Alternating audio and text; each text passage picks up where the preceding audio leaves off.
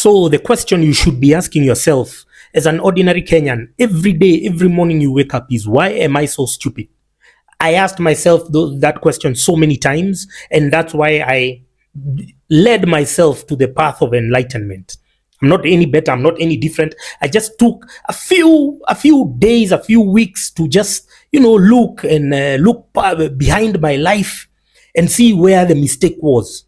And so this is a journey, this is a path that every person should not be scared to take, because we are living in one massive clusterfuckery. Every day there's something. These guys are not sleeping. They're just throwing stuff at us, and they're banking on the fact that you guys are too dumb to decipher, to discern, to analyze. That's what they're banking on. That's all they're playing on. So it's up to you. It's not them. The fault is not them. The fault is the audience, the spectators who because if you elect clowns, you get a shit show. Now, until you get to that moment of realization, this will be your daily routine. For instance, stay with me over here. Let me give you one example. Yesterday, Moses Kuria, in front of a religious function, then spewed a lot of toxicity and then said that Daily Nation will not benefit from government funding in the form of adverts. Now, let me tell you now the shit show starts there.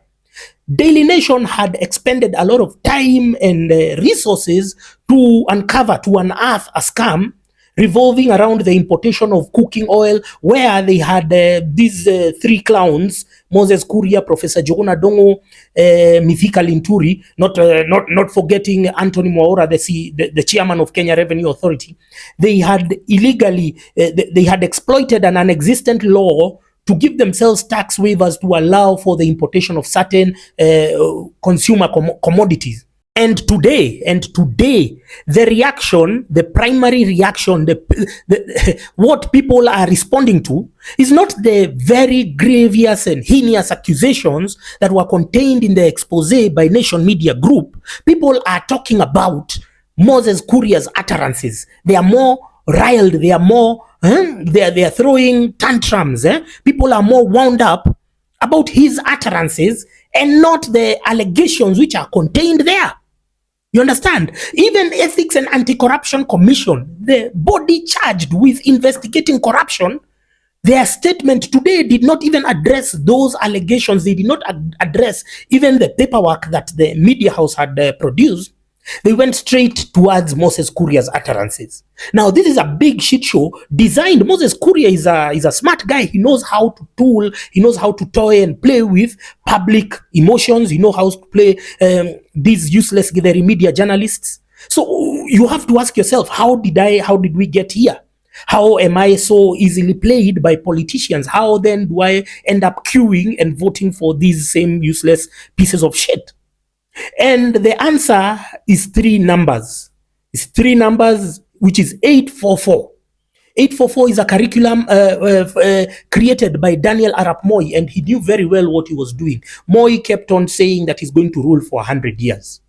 By dumbing down a vast majority of the population, then he knew he had you by the balls. He knew your addictions. Number one, he played on your main addictions is news, and number two, religion.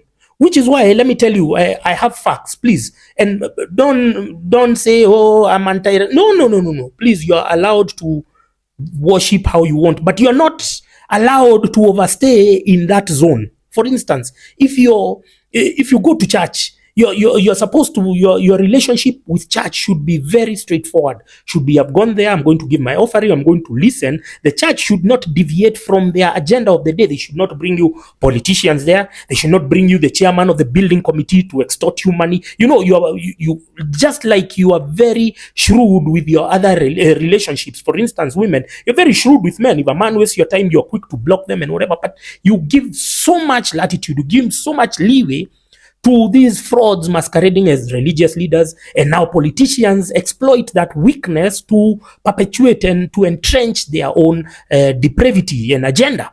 So let's look at 844. 844, don't forget there was a commission that was started. None of you takes time to research. I'll research for you. So stay with me over here. 844 there was a commission formed in 1986 by Daniel Arap Moi, the former dictator. I hear some of you saying the Moi era was so good. We miss Boys to Men. People are stupid, man. You only love Boys to Men because you are not allowed to access any other content during that same period. So you are saying that they had the best music. Did you listen to what other people were singing and performing and composing? So there was a committee. It's called the President Working Party on Education and Manpower Training for the Next Decade and Beyond. They're calling it the Kamunge Commission. It started its work in 1986. It's chaired by James M. Kamunge. For those who may not know, James Kamunge was the first black principal of Lenana High School. Lenana High School, that's where Sakaja went to school. You're going to connect those dots later or as time goes by. So James Kamunge is the chairman.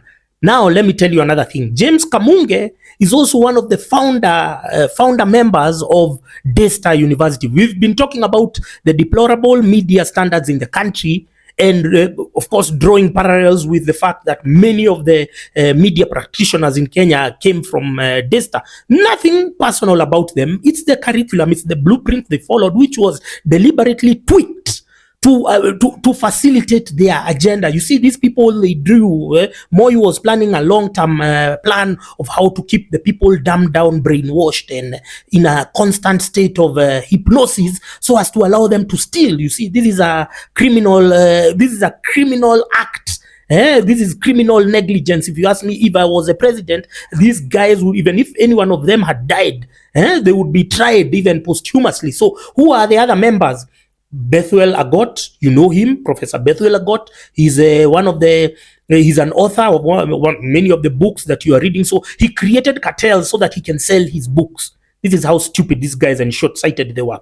Then there was Benjamin E. Kipkorir. There was Professor Philip Mbidi. Professor Philip Mbidi was once the head of public service. He's an idiot. He was used by Moi one day to conduct a reshuffle of cabinet reshuffle, and then he was listening to the radio, and then he heard himself. He was the only guy who was sacked that day after helping Moi. That tells you snitching doesn't pay, whether you are a snitch. Eventually, once they get rid of you, once they get tired of you, they'll discard you like a piece of lint.